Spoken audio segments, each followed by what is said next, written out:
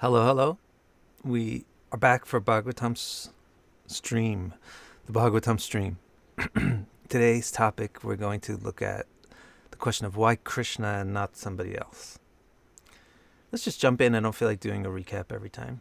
It's going every day. You guys should be pretty fresh on what. But just to give the context, Sutta is this. A young sage named Sutta is instructing a group of older sages headed by Shonika. They've asked him to explain what the most beneficial activity is. And he said that it's bhakti yoga, which is to develop an emotional connection to the supreme being, the supreme reality. They had some objections to that. They thought it was just sentiment, or they thought it was impractical. He addressed those doubts. You could look in previous days streams for those. Then he explained how it's practiced. Now they have another sage has a doubt. So they asked Sutta, you speak about you're only speaking about devotion to Krishna and the incarnations of Vishnu. So why do you ignore the other gods? So this is now somebody standing up from the karma of the Veda, the karmic section of the Veda, where all the gods are worshipped. This will be about 20 minutes, 25 minutes, 30 minutes. Sutta answered them. The Supreme Person is singular and beyond the world, but he takes three forms within the world to use its three energies. Okay. This is not even a discussion about astrology. So let me get this guy off. This guy, actually,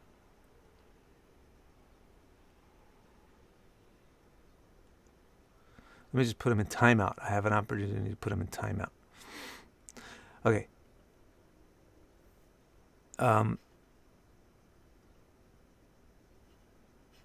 Going back to this.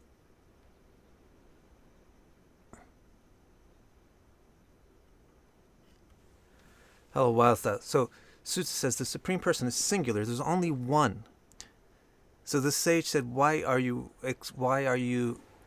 talking always about Krishna or Vishnu, and you're not saying anything about Indra, Agni, Shiva, Brahma?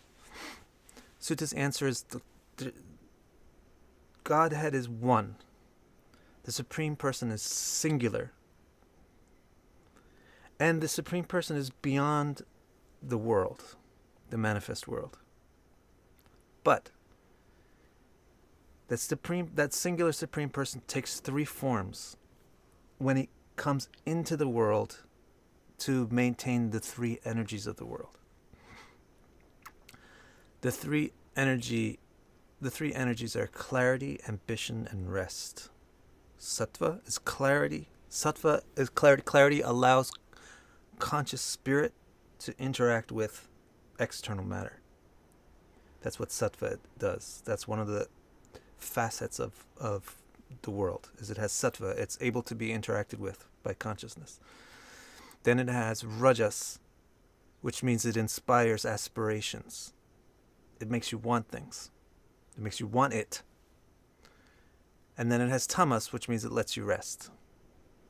It lets you go to sleep. So these three fundamental energies of prakriti, of material nature, are the forces which maintain, create, and destroy the things in the universe. So these are the three basic things that happen in the universe. You have beginnings, middles, and ends. You have past, present, and future, right? So those three basic things are generated by these three basic qualities of the place, of the stuff, of the matter. The rajas, which is the ambitious energy, is the thing which causes new things to come into being. It creates. And then the tamas, which is the resting one, is the thing which takes things out of being. It makes things fall asleep, go away, die, destroy. So beginning and end is rajas and tamas. And then the middle, the existence part, is the sattva. It's the consciousness that's causing things to exist. So Suta's answer is, you got many, basically what he's saying is you have many different gods in charge of the many different functions of the world. But of them all, the three most important are the ones that are in charge of the three most essential functions. The Rajas, Tamas, and Sattva. All these gods, especially these three, are just manifestations of one singular God beyond the universe. So what he's telling this guy is, what are you talking about? I'm not mentioning these other gods. By mentioning Krishna, you include all the manifestations of divinity. By mentioning that one singular God that's beyond the world, you include, by thinking of Krishna, you would think of all of the ways that Krishna manifests in the world. So that's what he's saying. He's saying, if you only mention Agni, then you're excluding the other gods. But if you mention Vishnu or Krishna, who's the entity beyond the world, of which all the divinity in the world is a manifestation, then you are inclusive of them all. That's why Vishnu is called Vishvadeva, Vishnu.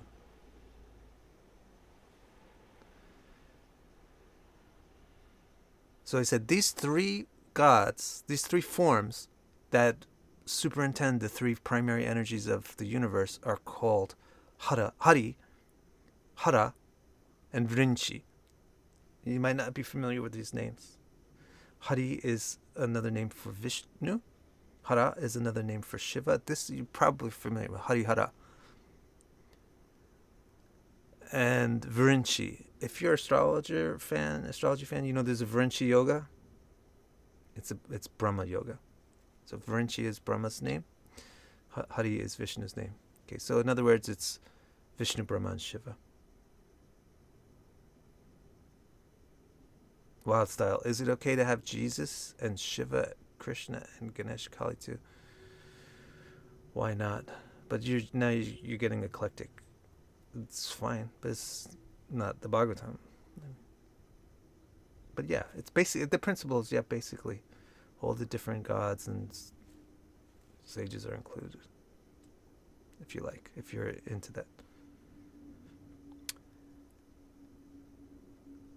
Then he says, as you would expect. So now he's actually developing a logical thing.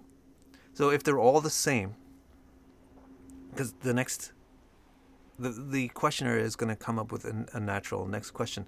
Well, if all of these gods are the same, they're just manifestations of Krishna. So why are you only mentioning Krishna? Why don't we worship Agni? It's the same as Krishna. So next thing Sutta says is, as you would expect, humanity derives the highest benefit from the form of divinity who operates the energy of clarity. So the three energies are not equally useful to us. Rajas causes us anxiety and greed. The ambitious nature of the world causes us anxiety and greed, in addition to giving us inspiration and motivation. It gives us some nice things, but it also gives us ulcers, literally. And then tamas, it lets you rest and forget, but it also causes sadness, depression, and anger. But sattva, it just allows you to observe and be peaceful, and it doesn't have any negative effect. So the most beneficial of the three gunas, the three qualities of nature, is sattva. Rajas is less, and tamas is still less beneficial. So as you would expect, now Hara or Shiva is the Adidevata of Tamaguna. Shiva is the one who's the superintendent of tamas. That's why he does Tandava Nitra and destroys the world. Brahma, Vrinchi, the creator, Vrinchi means creator, is the one in charge of Rajas. And Vishnu is the one in charge of Sattva. So he's saying, this is why I give preference to Vishnu over Brahma and Shiva. Because Vishnu, you asked me, which is the most beneficial for human beings? It's not the god of Tamagun or Rajagun, it's the god of Sattvagun. Now, the inquirer wants to know, why do you say that sattva is supremely beneficial? Why are you saying that sattva is better than rajas or tamas? I just gave you some reasoning, but let's see what Sutta answers. Sutta answered with a metaphor. He said, from earth grows wood. Wood creates smoke and then fire, but only fire illuminates. Similarly, among the energies of rest, ambition, and clarity, only clarity grants spiritual perception. Now let me see, I have a footnote on this to explain it. So my explanation is, by the way, I'm reading you from this book that I've published called Beautiful Tales of the All Attractive. You can go on Amazon and get it. Beautiful Tales of the All Attractive. So I'm just going to read my footnote here on this translation.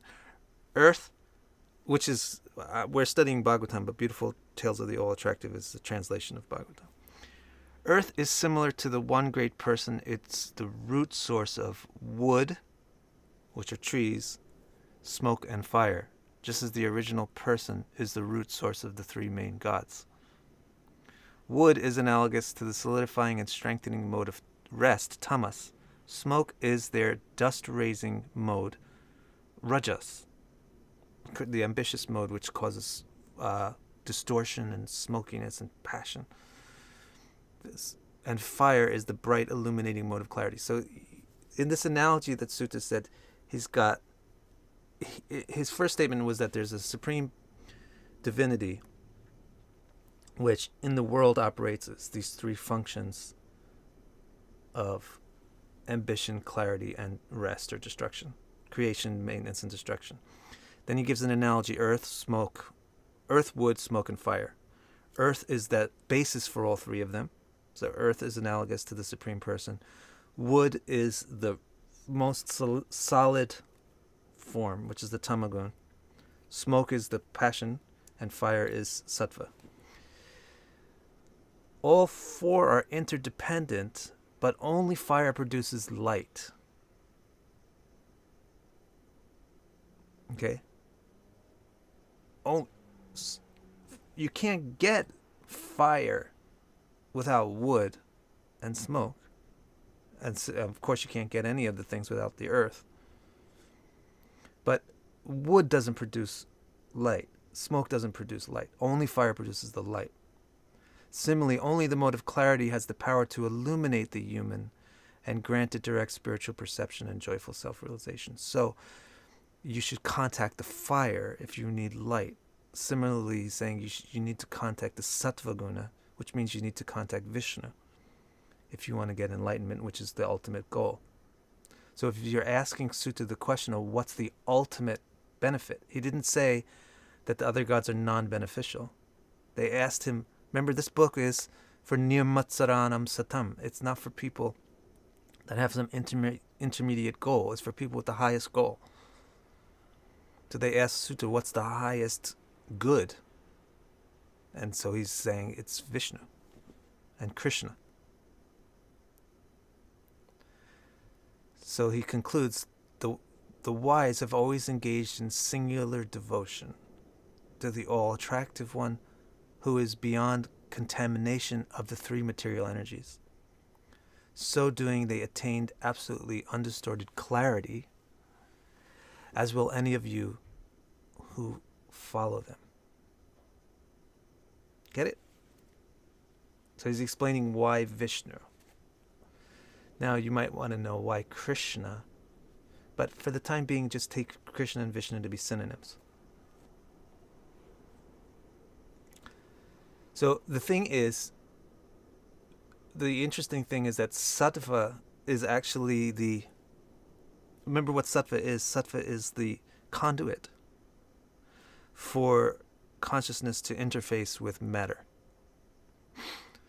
So that entity Vishnu is just the conduited entity that is beyond the universe. Remember, Sutta's basic analogy is there's one divinity beyond the universe, and it manifests in three forms in the universe. The sattva form is just the directly conduit of that entity. So Vishnu is actually just the conduit of Narayan or some other name of the same being outside the universe. So this, you can actually not only contact the fire by worshipping Vishnu, but you also get the earth, the original source of all the wood and smoke as well. Very soon you'll hear about Krishna and Krishna's relation to Vishnu and Avatar and all that.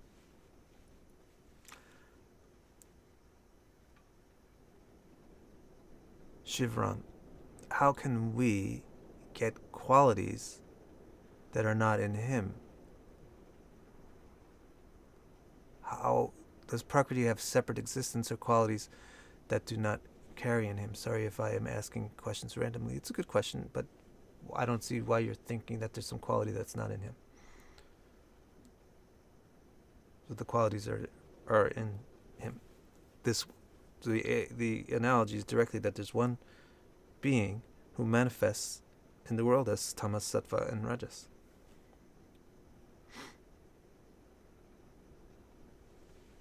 Yes. Just stay on point with the questions, but the question for Durga Ji is yes. The answer is yes.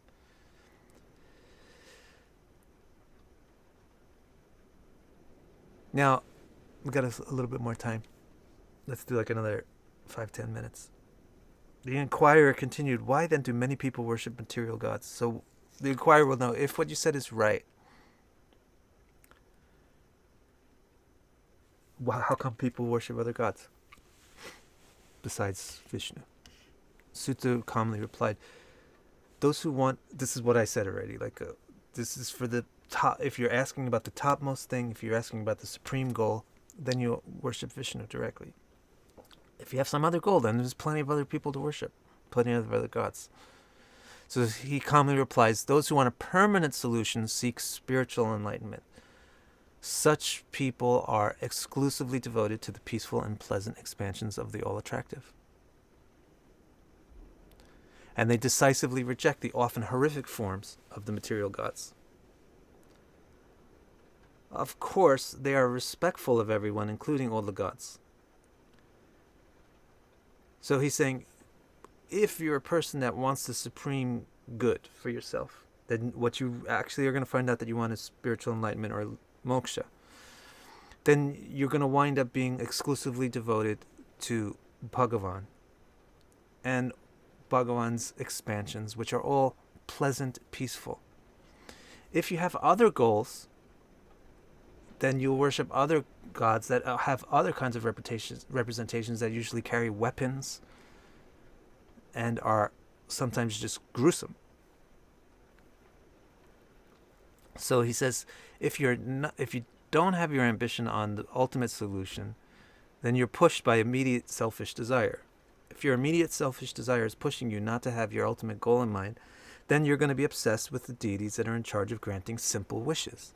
You're going to want to worship the god of money.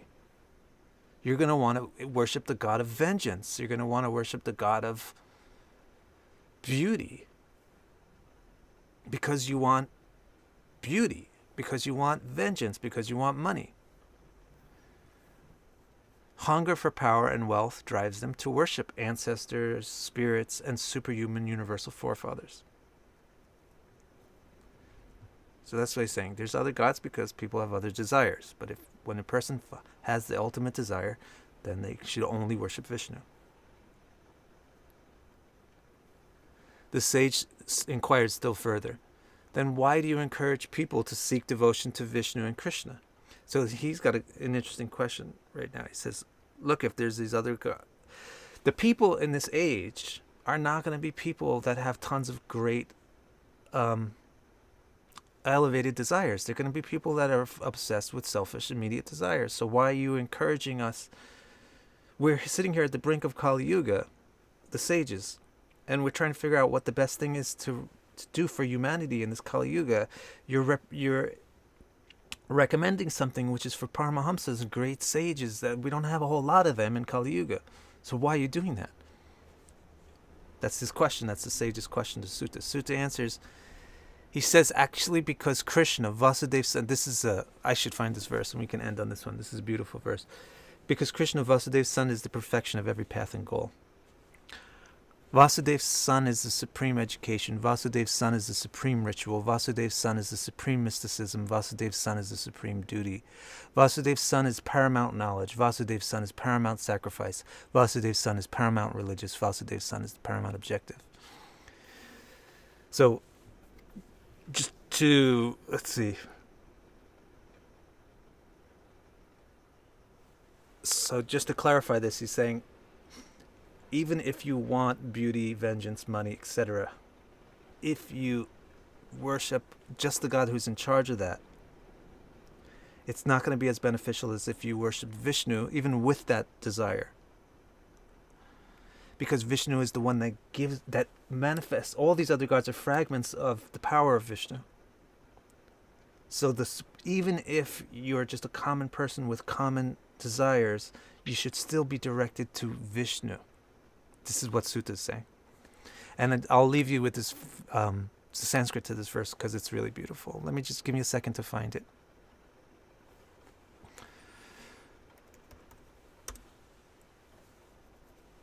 It's in the Bhagavatam, first division or canto, in the second chapter. Gosh, we got to be around.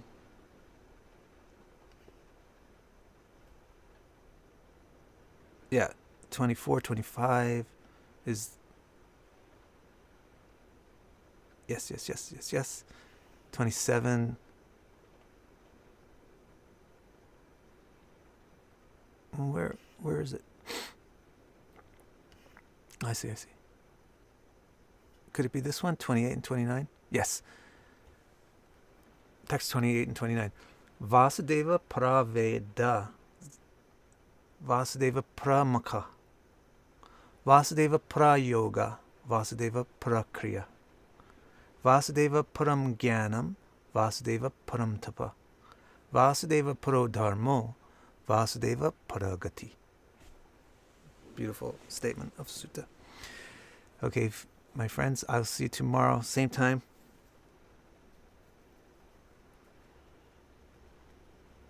Yeah, just see you tomorrow, same time. Thank you, everybody, for joining.